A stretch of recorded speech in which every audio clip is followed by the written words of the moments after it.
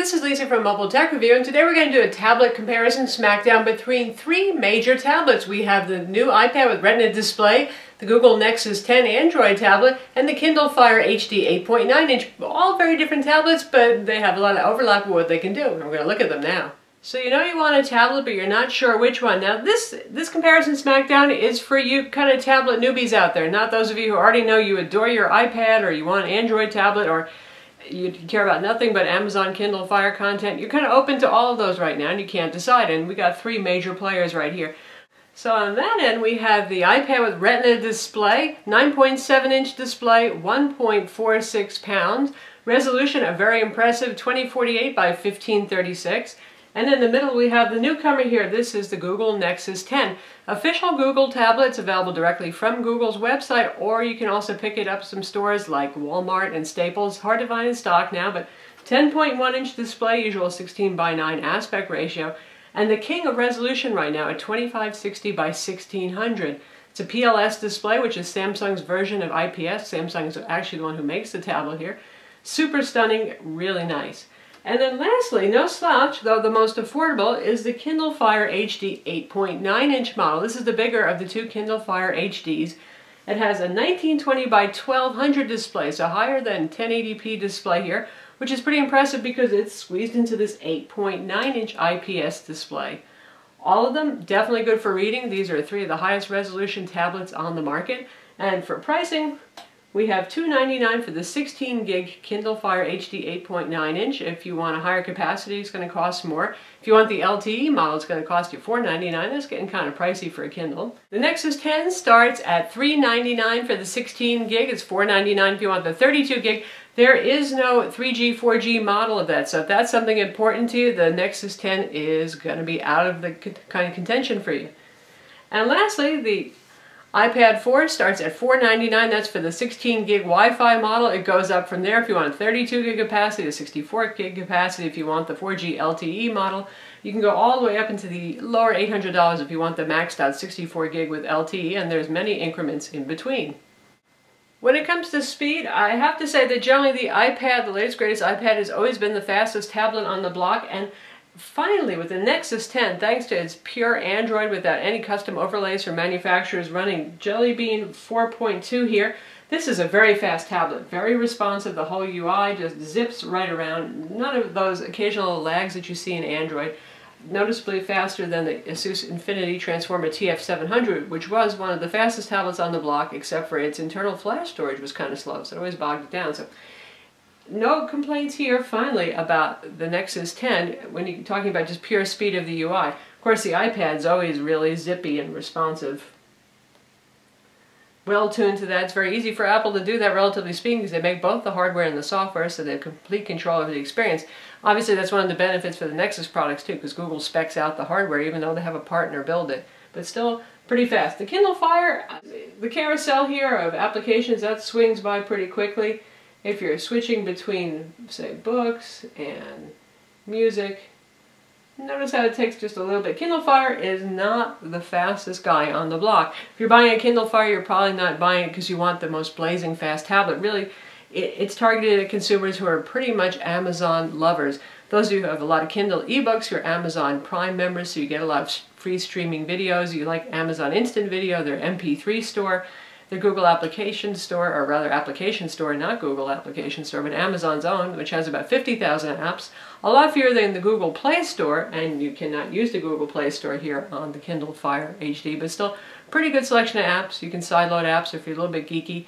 So that's the important thing to think about with the Fire tablet. It's not just that it's fairly affordable for something that has a really nice large IPS display. It's the perfect consumption tool for Amazon services and Amazon products, and you know who you are. If that's something you're interested in, you could care less whether the tablet has a GPS, whether you can hack it, root it, do interesting things like that to it, then Fire HD is probably for you. To compare the Fire HD with the Nexus 10 a little bit more, they are really on opposite ends of the spectrum. The Nexus 10 is just pure Android, nothing is added on, no little handy-dandy applications like MS Office suites that manufacturers usually put on there or carriers.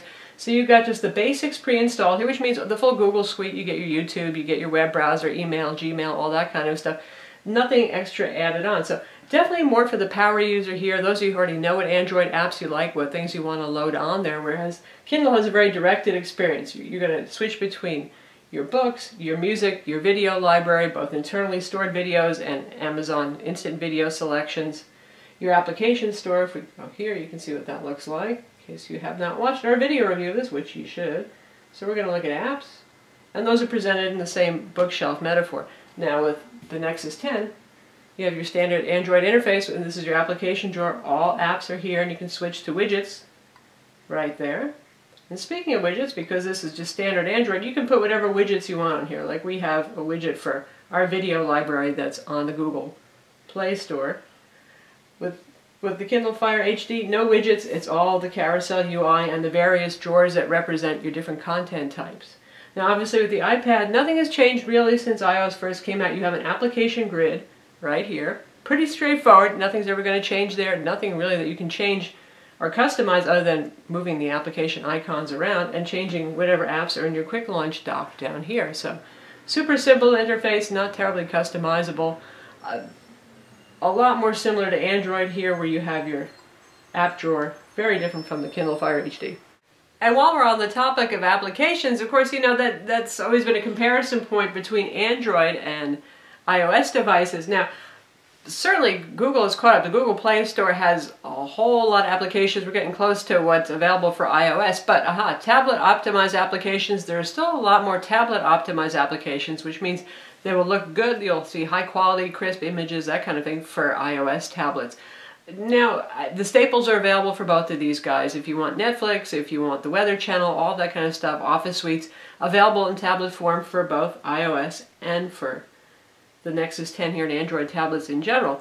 But when you get into things like games, the winner is still going to be the iPad because there are just so many high quality games available. And there's a small to medium selection of games that are available for Android tablets, but not nearly as many. You can get Office Suites. In fact, you can see I have an Office Suite downloaded here. If it's available on Amazon's application store, you can get it. They have a lot of casual games. They have some of the more demanding 3D games, and performance on this is actually pretty good, even though it doesn't have the fastest CPU among these, but not the selection that you're going to find even for full Android tablets like the Nexus 10.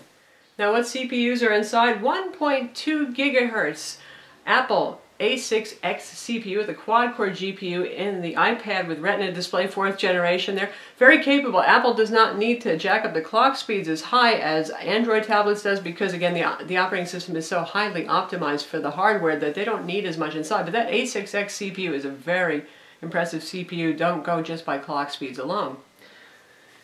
Inside of the Kindle Fire HD 8.9, we have a 1.5 gigahertz TI OMAP dual-core CPU. It's a pretty good CPU. It's 300 megahertz faster than on the Kindle Fire HD 7-inch because, well, it's pushing more pixels around. It needs a little bit more processing power.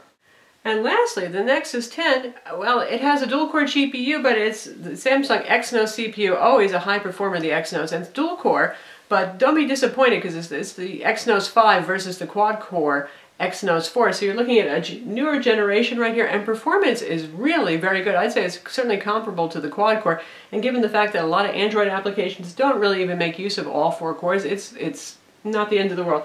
Very fast CPU in here, very fast Mali T604 graphics, 1.7 gigahertz, certainly a screamer, certainly in the hardware specs, right, it's looking very impressive there. So for those of you who are specs hounds, you just want the fastest possible hardware inside, the Nexus 10 is going to beat out the Kindle Fire HD. Now when we're talking about it versus the iPad 2 here, both of these guys are very responsive. They're both very fast, running different operating systems, so a little difficult to compare there. When we talk about things like cross-platform tests, like SunSpider JavaScript tests, iOS 6 really optimized for that test. So we're talking in low 900s where lower numbers are better. 1200 for Chrome on the Nexus 10. Chrome is not the sharpest knife in the drawer right now in terms of browsing speed. It's not a terrible browser, but it's actually not generally as fast as the old WebKit web browser that was found in older Android releases.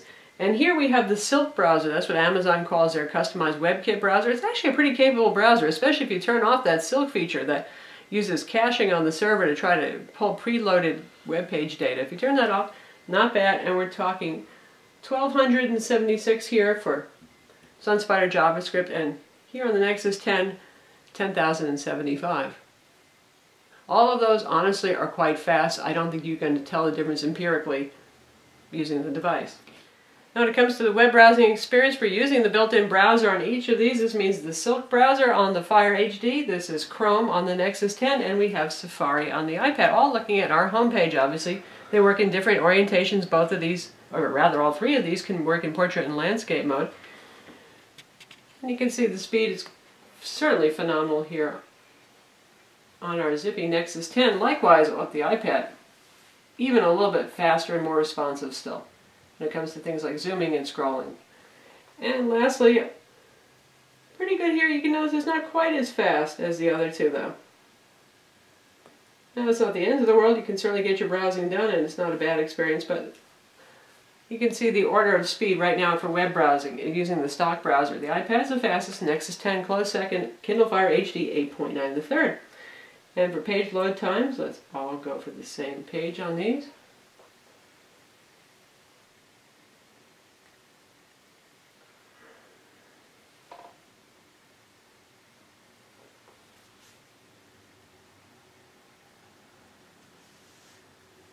Pretty similar, considering the order that I started doing that in. About the same for actually loading pages, so not too bad. All of these can play HTML5 format video. They do not do Adobe Flash out of the box. However, if you're adventurous and you want to load the boat browser and Adobe Flash sideloaded, get it from Adobe's website, you can bring it onto the Nexus 10. But these days, so many sites have switched over HTML5, I'm not complaining about the lack of Flash. Now how about screen sharpness and clarity? Again, these are all the highest resolution tablets on the market, so all of them are really excellent for reading. Obviously the Kindle Fire, it has a custom version of the Kindle application on here, lots of formatting options, but unless you're clever and you know how to sideload things, you're just going to be using the Kindle Reader here. With the iPad and with the Nexus 10, you can load the Nook application, you can install the Kindle application, the Sony Reader application, the Google Books application on the Nexus 10, so you have a lot to choose from. Text on all of these really sharp. You can see how nice graphics look too, and let's switch over to some text right here.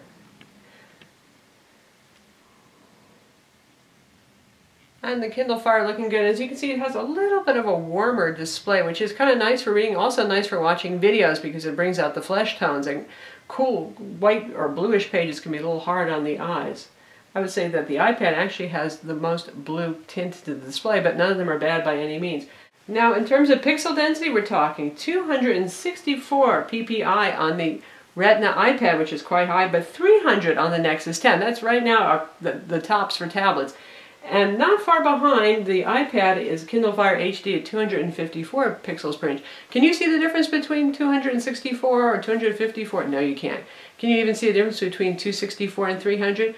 If you really look close, maybe you can. Now, if you're jumping from the Kindle Fire to here, you have almost a 50 ppi density. I would say that, honestly, they all look awesome. But if you're looking really close and really tight, the text on the Nexus 10 is actually the winner. Even at this small type size right here, man, very easy to read. And you won't see any pixels, any jaggies on any of these, but really the most perfectly formed fonts are actually on the Nexus 10. But again, all of them very high quality displays, wide viewing angles, quite bright, fairly neutral whites, really sharp text.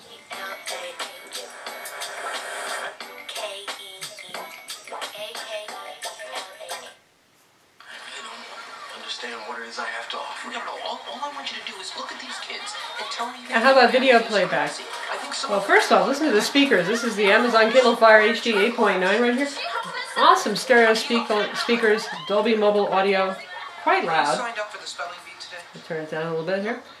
Good looking video, very warm flesh tones, very sharp, nice experience, and that is one of the selling points here for the Kindle Fire HD 8.9 inch over the 7 inch model. For those of you who do watch a lot of videos, going up to that almost 2 inches in screen size is really nice for watching videos. When you're watching a 7 inch, it's kind of like watching an old-fashioned 13 inch TV or something. When you move up to this, it's kind of roomy.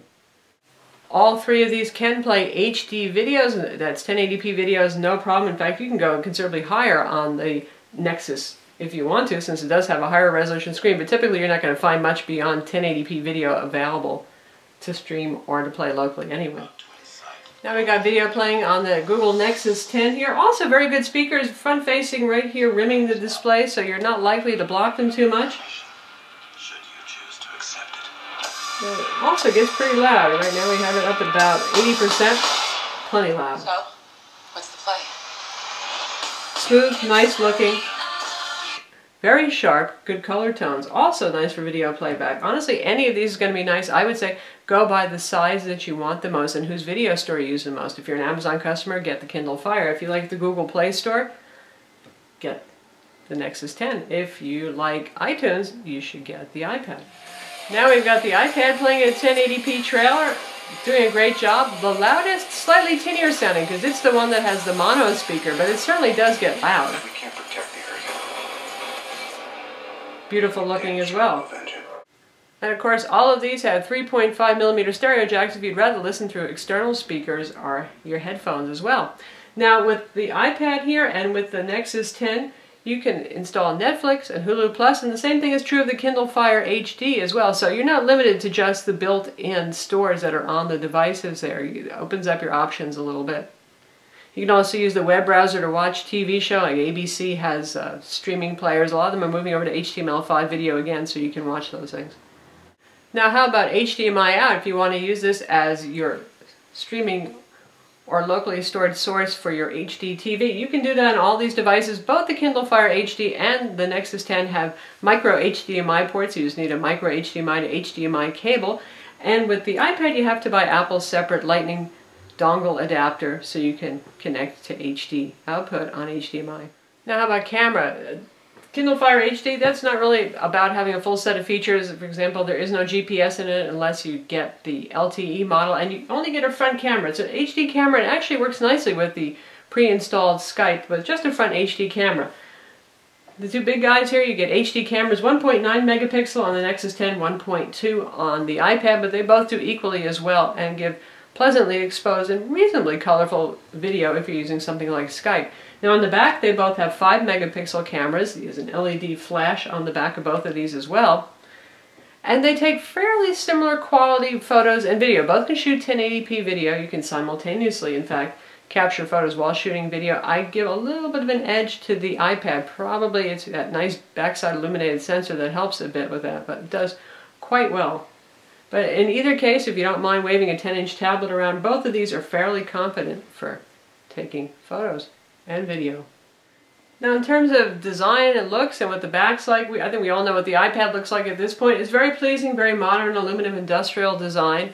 A little bit thicker than the skinniest iPad that was ever on the market, and that's good. Makes it a little bit easier to hold. The Nexus 10 has an interesting design. I don't know any other way to put it. It's very thin, 3.5 inches, and you get this very rubbery texture. It actually feels great to hold. Personally, I think this is not a very attractive looking tablet. If you look in the back side of it, the kind of ovalness is a little bit weird. It's just kind of matte rubbery black, though the rubber does reflect light in some cases. You have a little stippling here, but while it may not be the most gorgeous tablet, it feels great in hand. Being thin and being grippy and rubbery, it just feels nice. And lastly, the Kindle Fire HD 8.9, also nice. It has a soft touch finish, not nearly as rubbery as the Nexus, but it looks good. It's a clean, modern design. I kind of like the racing stripe here that offsets the stereo speakers on either side. Also fairly nice to hold, thanks to the finish and thanks to the fairly soft sides. It's also 0.35 inches, so all of these guys are about the same thickness.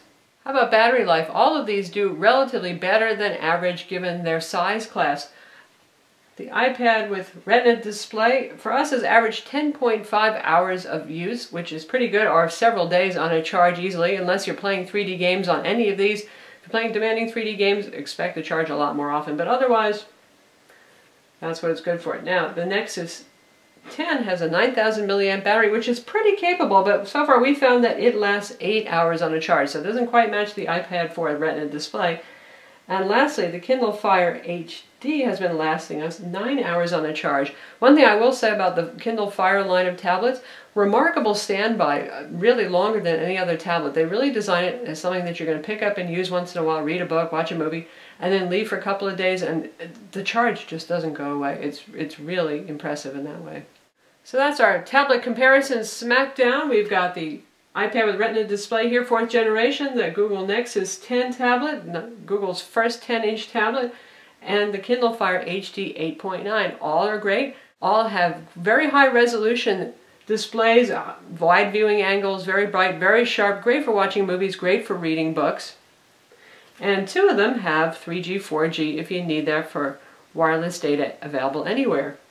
So who are these products for? Obviously, Kindle Fire HD 8.9 is for you Amazon consumers first and foremost, since you have very turnkey, easy access to all sorts of Amazon content, be it music, videos, Amazon Prime free streaming videos, books, magazines. Nexus 10 is really for you power users. You really want a nice high-spec tablet with a phenomenal display, easy to root, easy to put custom ROMs on, full suite of Google services, nothing getting in the way of that, no custom UI at all. Full tablet with GPS, NFC, Bluetooth, Wi-Fi. Here we're just looking at Wi-Fi and Bluetooth on the Kindle Fire, for example. And lastly, the iPad is for you tablet consumer generalists. You just want something that has a whole lot of applications available. There's lots of accessories on the market.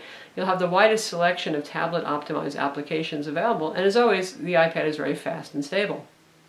I'm Lisa from Mobile Tech Review. Be sure to visit our website and read the full review of each of these tablets, watch our video reviews of each of these tablets, and do not forget to subscribe to our YouTube channel.